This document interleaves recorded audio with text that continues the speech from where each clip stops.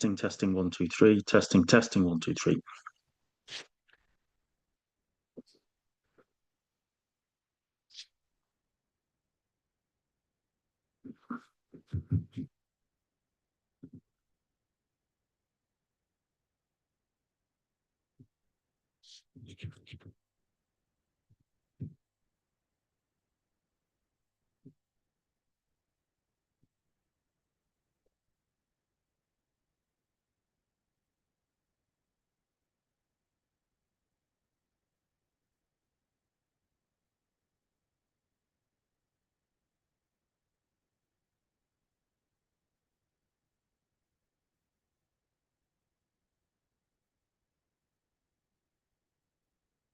Good afternoon, everybody.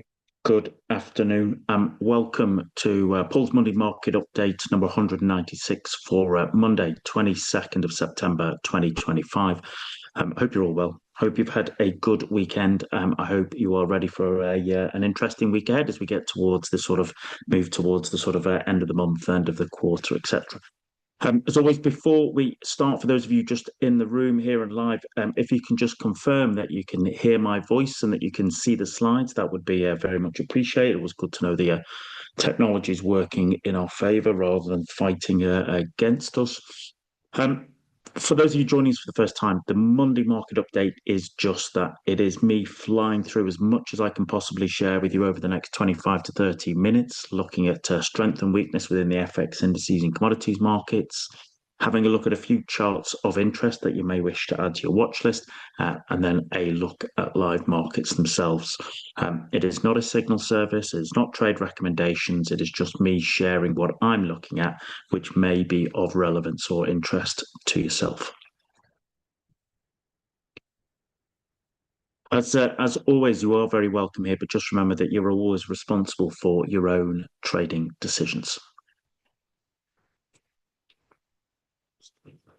If you want a bit more help and support, then you can slide your way into the VTP Trader Accountability Group. That is a small group that helps sort of build discipline, accountability, and consistency in your trading. It meets once a week on a Tuesday evening, and then there's a series of elements to help keep you accountable and on the right sort of path. If you want details for that, you can either ping me, or there's a bit.ly code there or a QR code there if you wish to join us.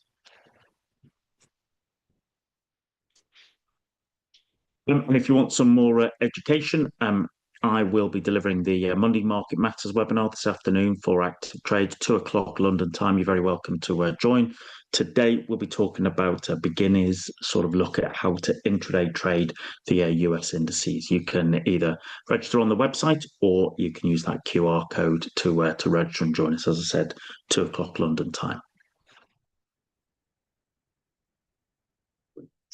All right, let's dig into it then, okay? So if you're new to trading or new to joining us, you might find this maybe a little bit intimidating, but really these are just some of the elements of my own weekend work on my own model, the STAM, where I'm looking to identify the strength, trend, and momentum, primarily within FX markets, but then also across the indices and commodities markets. So what is this telling me? How do I utilize it? Well, here we are, ladies and gentlemen. We are into week 39. Okay, week 39 of the year for 22nd of September. Where's the strength? Where's the weakness? Swiss franc, okay, remains top of the poll for this week. Okay, it's been top of the poll for the last 3 weeks or so. Interestingly, even though we have the SMB later this week, they're on Thursday. Nobody's really expecting them to do much, but as always, in the present climate, people will be interested to hear what if anything they have to say in the statement and their particular conference. Once again, what we've had is Euro has kind of climbed its way back up into that second spot. I'm going to be interested to see if it maintains that this week, mainly because of, as we get on to the other picture, which is namely is that US dollar remains in the bottom of the pile there, 7 of 8. But of course, we had FOMC last week. There was a 0.25% interest rate cuts, which pretty much everyone was expecting. But I think the price action, at that moment and afterwards, has given us maybe an indication that perhaps some of that dollar weakness, there might be a temporary halt. Now that doesn't necessarily mean that we're all long dollar now, but certainly tactically over the last few days, that is the kind of the way markets interpreted that, and we'll look at that in a moment. Remember what I always say, and this goes for Kiwi dollar, is that when you're at the bottom, the only way is up, and when you're at the top, the only way is down. What we have also seen is sterling still kind of just kind of chugs its way along there, kind of middle of the pack in the fourth. We always with a look at British pound. Sterling's a bit mixed, okay? So we've seen a little bit of strength against one or two of the currencies, a little bit of weakness against some of the others. What we'll have to wait and see is invariably how markets look to sort of maneuver themselves after the lack of interest rate cut last week by the Bank of England. We've got Mr. Bailey, he's speaking tonight at 7:00, and so markets will be interested in what he's got to say in terms of does he sort of expound on his comments last week, or is he just trying to calm markets in front of what is now a November budget, which is still 2 months away, and there's an awful lot can happen in politics and markets in 2 months. When we look at the other condols, they're kind of fair to middling. Aussie still remains an element of strength. Okay, CAD is fair to middling there. Okay, Japanese yen after the Bank of England the Bank of Japan meeting last Friday. It has nudged its way up there, but I haven't seen any real exciting moves in Japanese yen to get myself of interest. There's a kind of moves elsewhere. Certainly, sort of what we've seen at the start of this week. Okay, is that we saw a little bit of kind of dollar weakness, and we saw some sterling and euro strength there. A bit of that, as I said, a bit of that sterling strength is probably people sort of just interpreting the FOMC, the Bank of England, looking at Bailey's comments. We also have for both the UK, for France, for Germany, for the US tomorrow. We've got the flash manufacturing PMI, manufacturing and services PMIs. Okay, so people will be kind of curious to see what they actually have to print. Okay, whether there's any kind of indication of a new trajectory for both the manufacturing services elements of those economies. So as I said, it's going to be a bit of an interesting week. I think it's going to be a bit of a mixed week. Okay, as I said, we're running towards the end of quarter, running towards the end of the month. There is a fair bit of data coming out this week, and also they will be interpreting the slew of central bank data from last week and positioning themselves accordingly. Certainly, when I look at sterling in terms of, as I said, that mixed picture, it is kind of confounding when I look at the trading environments, the STAM environments. Cable and Japanese yen are STAM 1 Bravo, but pound Swiss is STAM 1 selling. Okay, pound Aussie is STAM 2 selling. And what we've seen is pound CAD and euro sterling, they've come out of their STAM environments from last week. Okay, so it is a bit of a mixed picture there on sterling at the moment, but we'll look at the sterling charts in a short while. When I look at the indices, once again, we have had them moving and closing at weekly highs, which we'll look at in a moment.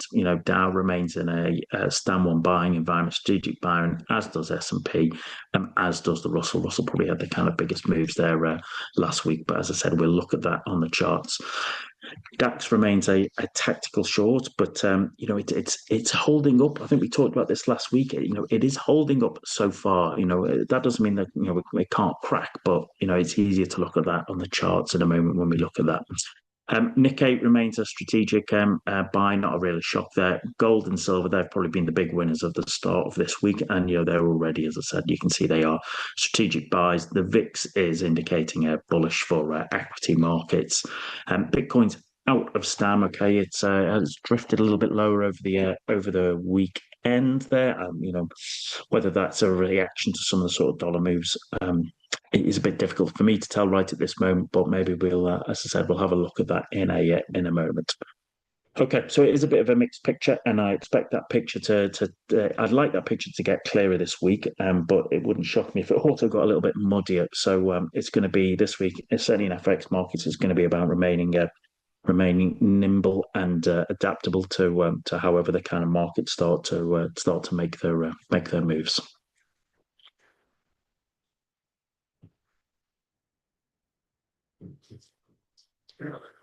Okay, so let's have a look at some charts of interest. So I always put a couple of charts that you might want to add to your watch list, or you might be able to use for education purposes yourself.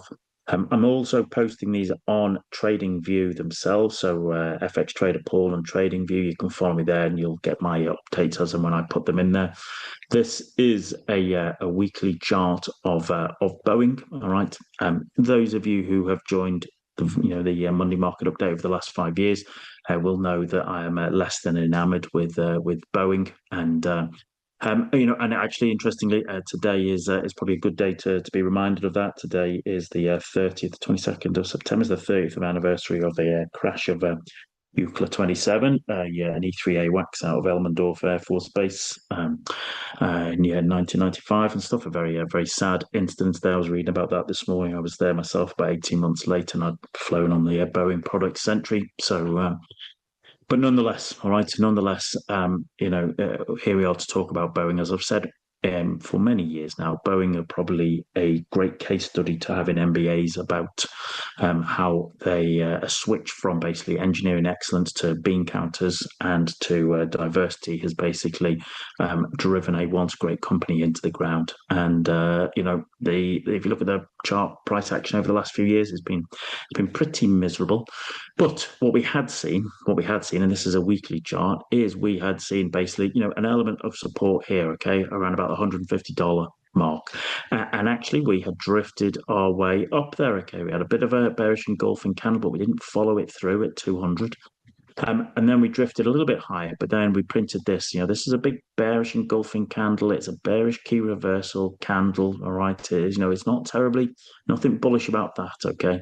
As I often say, when with things like you get engulfing candles or key reversal candles, even if that is not the end is normally not that far apart. And since we printed that second one, as you can see yourself, we've gone a bit sideways. A week or so ago, we closed. Well, I'd look at that as kind of a bit of a bearish rejection candle, and then last week it kind of, the dam cracked in that sense, and we had a real strong down week and a close beneath the 20 period moving average, which if you look at that, we haven't really done that since back in April time, since the sort of the Liberation Day shenanigans. All right, so I look at this and think looking into the news, all right, Boeing, they've had quite a bit of their staff on strike. I think the Indian Transportation Board now want an independent analysis of the Air India crash, okay, which once again turns a little bit of spotlight back onto Boeing products, okay. So there's not much in the way of good news coming out of Boeing itself,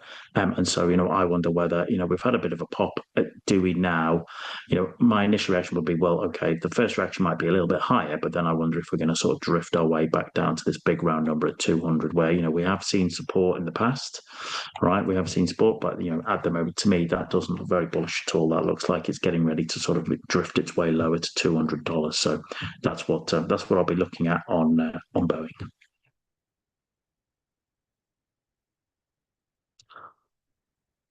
Let's get a little bit closer to home. So this is Metro Bank Holdings. Okay, so a UK challenger bank. Once again, this is a weekly chart on here. Right. So in the interest of always a full disclosure, I have friends and stuff who work at Metro and what have it. So I always take a little bit of an interest in them. Always taking a watch on them, and if I probably should have put maybe a monthly chart up on Metro, because those of you who've been followed it over about 7-8 years will have seen that from what was a fabulous share price, is an absolute utter collapse really for lots of reasons, okay, which you can read about. But we were down here, we were down here around about 35 pence, okay, and since then, well, we can see that we did have a big bullish candle, okay, broke us out, and we drifted up, well, worked our way up to 100 pence, okay, a pound. Then we looked like we were doing a sort of an evening star formation there, which might have come into a double top, but actually we got supported here. Morning star, okay, another morning star, not a particularly classical one, but support off that weekly 200 period moving average before we moved higher. And and it's been leading a charmed life. You've gone from in the case over the last year or two, you've gone from 35p to £1.35p. So if you've been part of that, fair play to you, well done. But I wonder now whether that party is coming to an end. All right, you might look at this as a very kind of scruffy head and shoulders pattern. What I look at here is, we've got highs here, and then we've got swing points all here, which we've broken. And then as prices rallied back up after this really big bearish, engulfing bearish rejection candle, the swings have been forming lower highs. Okay, we're getting lower highs here. And furthermore, last week's candle was, it's a bearish engulfing candle once again that has closed underneath that 20 period moving average. Now, admittedly, we've closed a few times under that in the last year, okay, and it hasn't stopped it bouncing up. So as I said, I'll be watching to see how it reacts to that. But I can't help but wonder, with those lower highs as well, is this the opportunity for price to basically sort of drift its way back down towards sort of, I'd be saying, 110 pence, maybe even the big round number of 100 pence. That's what I'll be looking at there at the moment. And I'll be watching that kind of price action over the next few days, a couple of weeks to see, once again, do we continue to make lower highs, in which case then that just basically causes that sort of, it adds to that sort of, let's say, what I would call short-term bearish retrace back into support. So that's what I'll be looking at on Metro.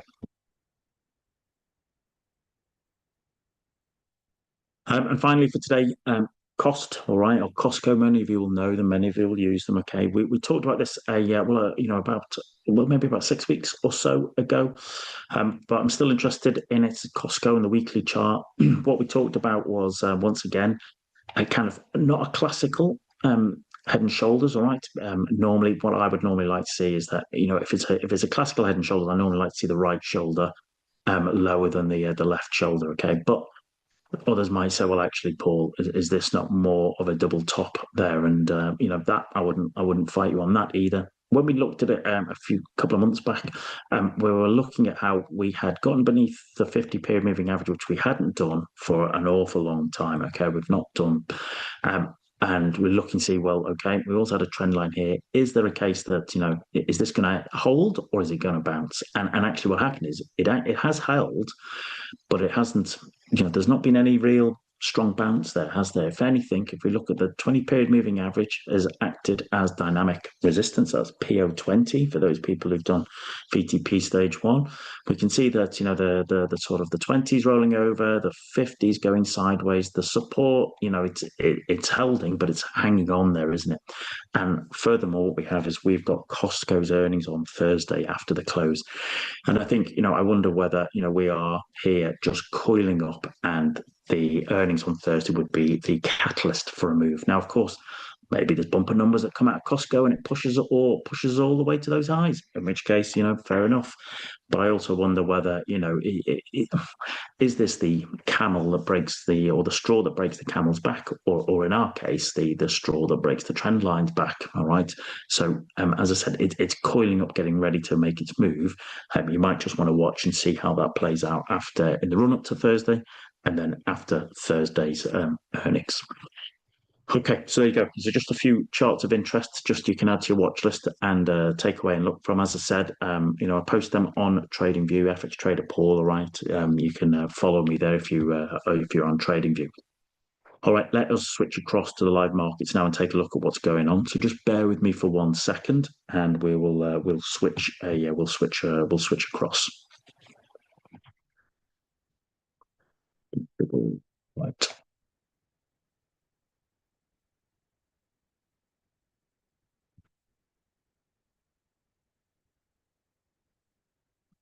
Okay, so here we are. Hopefully you can still hear me. Hopefully you can see the charts. So what I have here is, this is a sort of indices and commodities profile. So I've got Dow on the weekly, NASDAQ on the weekly, S&P 500 on the weekly, Russell on the weekly, oil, okay, DAX on the weekly, Nikkei on the weekly, FTSE on the weekly, okay. And the whole idea is set up so I can just get a quick snapshot of what the score is.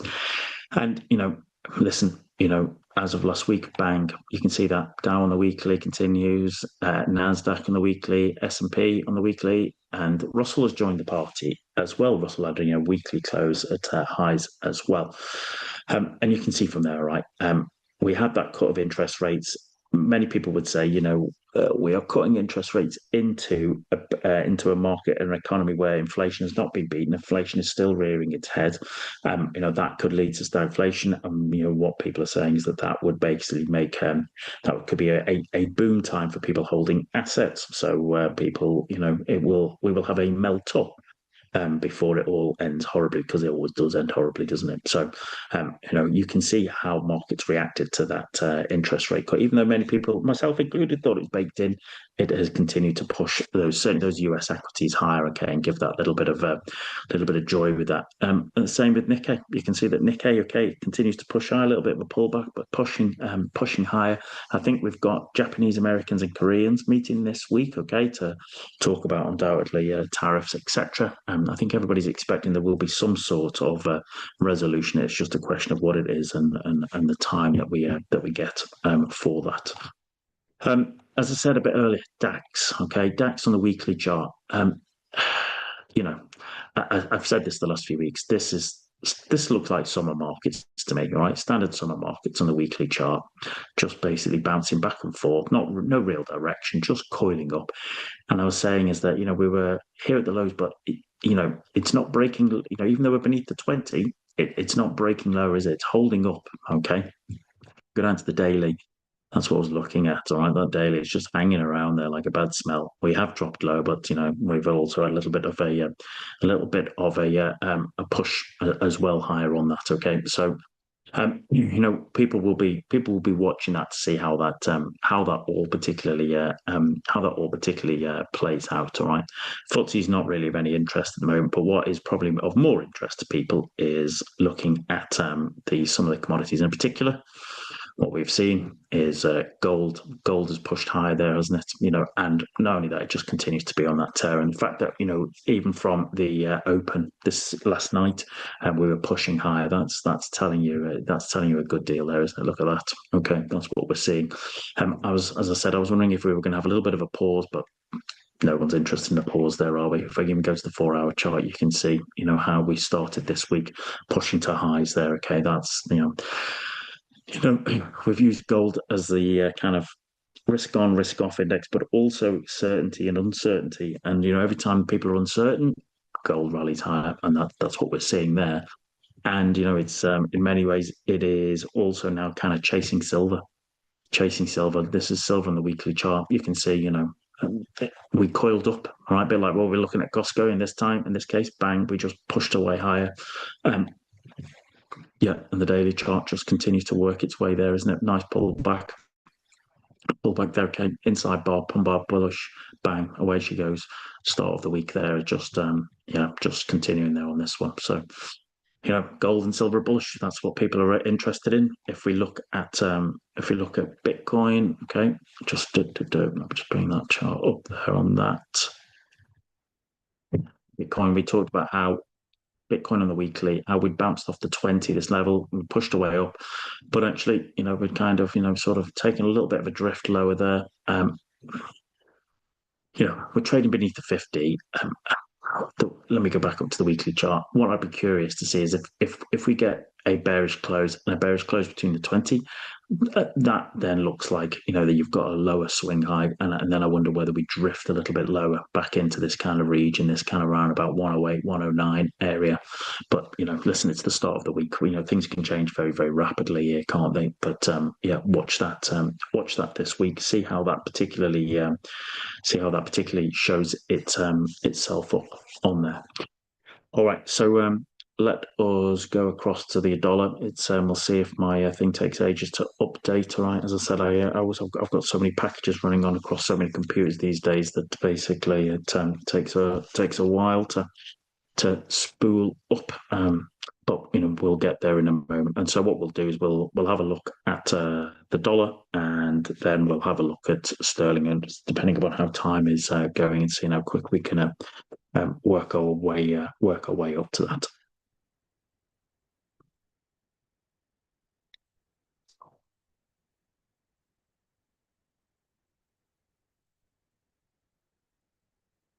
Boom, here we go. Okay, so this is a dollar profile. Okay, I've got Aussie dollar on the weekly, euro dollar on the weekly, pound dollar on the weekly, dollar Swiss on the weekly, Kiwi dollar on the weekly, dollar Canadian, dollar yen, and the dollar index. Okay. So let's start with the dollar index. As always, when I look at the FX markets, is where I want to start. I want to get an understanding of the dollar. Right, let's zoom in. Those of you who joined us regularly, we talked about how we were just literally the 20 was acting as dynamic resistance. There wasn't lots of pin bars. We worked our way low, and last week we worked our way back down to our into those kind of lows that we had seen there. Let's just draw a little level in there. Okay, bang. Okay, and we kind of, as you can see, we've kind of flushed those lows of the year last week. All right, in the weekly chart, and produced a double bottom. All right, bullish pin bar rejection candle, and the daily chart is here. That was FOMC, and you can see there's just a kangaroo tail there in terms of we've bounced up there. Now, for me, listen, this can just be a dead cat bounce. This, it's not enough really to get me just ploughing in long into to dollar. Although we will look at the majors in a moment. I would need to see us getting above the kind of the daily 50 to really give us any indication. But there certainly has been a reaction there, isn't it? That V reaction that we see there. Okay, and this is 4-hour chart. That was the 4-hour candle around FOMC. Okay, it was a real fabulous example of flushing the lows, closing higher, and then for the rest of the week pushing its way off. Now, of course, this week we pushed a bit to start this week. We pushed a little bit low, but we'll see whether this actually will hold as support during the American session. But certainly, that's what we're looking there. Okay, as I said on the weekly chart, it was a bit of a bullish pin bar. The interesting thing about that is, of course, what happens when I go to look at the majors. So Aussie against the dollar. What did that print last week? That's a very bearish, all right? It's a very bearish pin bar rejection candle off that weekly 200 period moving average. Euro dollar, okay, did the same. It kind of flushed to highs, but closed as almost like a false breakout pin bar. Cable we'll look at more in a moment, but did the same. If we look at dollar Swiss franc, okay, dollar Swiss franc on the weekly chart, we pushed to those lows, okay, but actually closed as a false breakout, as bullish pin bar. Dollar Canadian, not as exciting there. Okay, Kiwi against the yen. Now, of course, remember Kiwi and dollar being at the weakest, but even still, last week what we printed there was a bearish engulfing candle on the Kiwi dollar, and dollar against Japanese yen. We had talked about here. We had been in. Let's bring this up. We had been in kind of this sort of range here, hadn't we? This range, and what happened last week is, we flushed our way down, but we've come back up. It's, we remain in this range, okay? We remain in this range. I thought we might kind of break and go lower. All right, that's what I was looking at on my kind of longer term trades, but it just hasn't, has it? That kind of. What are you looking at? Around about 146.50, 146.50. That sort of, there seems to be an awful lot of, support there, for reasons. Well, it doesn't really matter. It is what it is. And once again, you're looking at, well, actually, can you get a breakout above the highs? The thing I said again is last week is, just look at the moving averages and price. Price is just wrapped up with its moving averages. And, as I say, when price does that, I keep saying it is like trying to put the two north ends of a magnet together. They just repel each other. And it's the same when price and moving averages are wrapped up. It goes like this. It's the calm before the storm, before they get repelled and make a move. So maybe we'll have to just keep an eye out for that over the next couple of weeks. All right, let us finish on sterling here. So this is what we've got here. Finish on sterling. So I've got cable on the daily, euro sterling on the daily, pound Aussie on the daily, pound Canadian dollar, pound yen, pound Swiss franc on the daily, pound New Zealand dollar, and the FTSE as well there. Okay, so let's put FTSE on the daily so it all looks good. Let's start with cable. So we have just looked at the dollar index, haven't we? And you looked at the weekly, and this is the daily. This was that is effectively, what we saw. We'd had this great channel, etc., moving higher. And then we've got this bearish pin where we reversed off it lovely and moved our way down to the 50. Okay, if we go into the 4-hour chart, that's what we were looking at there. That was FOMC really all the way through the week on the 4-hour chart, then print this big bearish engulfing candle. It's a rejection candle. It's a key reversal candle. Price pushed higher but closed lower than the previous candle's low. It then basically becomes like a 1, 2, 3. All right, this was the Thursday lunchtime. Okay, the Bank of England MPC. And then, the story was set there for the rest of the week, just literally, shorting sterling, okay, into the end of the week. Yep, we've had a bit of a pop this morning. Sterling had a little bit of a bullish pop this morning, okay. Whether that holds, we shall wait and see. But certainly, that was, what we saw there was the last few days as we saw sterling weakness there. If we look even at pound against Japanese yen, remember, yen has been, for the most part, kind of weak, and we saw that for a good part of this month. It's just sterling has ground its way higher. I wouldn't exactly say that's the most beautiful trend. It's just ground its way. But once again, kind of Thursday, all right, we had Thursday so you've had FOMC here, you've had Bank of England here, you've had Bank of Japan here, and that's just sort of drawn as lower there, okay? So yeah, you can see when I go down to the 4-hour chart how we pushed our way up and we came all the way back down on pound against Japanese yen. Pound against Swiss. So remember that Swiss is top of the STAM, right? So Swiss is strong, sterling's in the middle. And that's reflected by in this daily chart. What we've just seen is sterling weakening, and Swiss franc just continuing its strength there. Wouldn't exactly say that the trend is a pretty one, but what you want and what you get can be two very different things. But we can see that we're just continuing to move to those lows. All right, that is basically sterling weakness, Swiss franc strength. When I look at the COMDOLs, we have had, it's been a bit of a strange month. Pound against New Zealand dollar. There have been some real big swings here, in pound New Zealand dollar over the last couple of months. And we've had another swing here, okay, just big push up last week. I think that's more to do with Kiwi dollar weakness, but it's just swings that I don't see a particularly big trend blowing up. I need a bit more to see that first, but there have been swings there, and if you're trading like 4-hour charts, those swings have been very very tradable. Pound against Canadian dollar, that has had the same swings there. Last week we were looking at here, and we talked about how we'd been to this is the pound Canadian dollar on the daily. We'd been to the sort of the previous month's highs, and the price action there was just brittle. All right, with this area here, this kind of 188 area, brittle, and we just kind of rolled our way over from that on the swing trade. Okay, once again, if we go down to the 4-hour chart, try to push up. And then try to, this double top here, okay, on this FOMC, bang, pound against cable, big bearish key reversal. Next day is Bank of England, which just, it's a bit like the others, but, just literally demonstrate the sterling sell-off towards the end of the last week. But yep, we've had a bit of a pop. It'll be more about, will this 200 act as resistance now? Okay, is this just literally a bit of a dead cat bounce, and where will that follow through? Let's finish in euro against sterling, because it's been it's been a bit mixed. I was, I talked about big trend, double top with basically, bearish engulfing candles as the legs.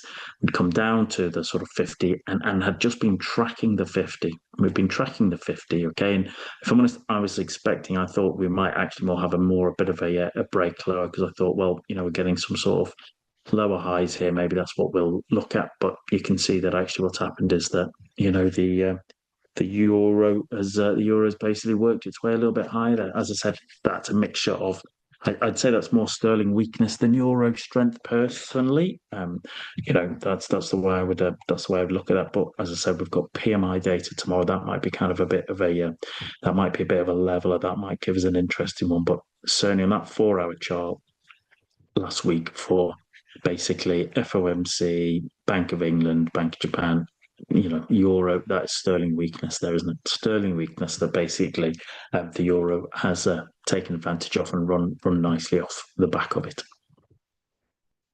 Okay, there we go, ladies and gentlemen. Let's draw it to a close there. I hope you found that useful. I hope that's given you a little bit of insight, a little bit of help for the week ahead. As I said, it's going to be a busy week ahead, so make sure you're on top of the news flow, make sure you're on top of your order flow, make sure you're on top of your risk management. Have a fabulous trading week, everybody, and I will speak to you soon. Many thanks. Cheers.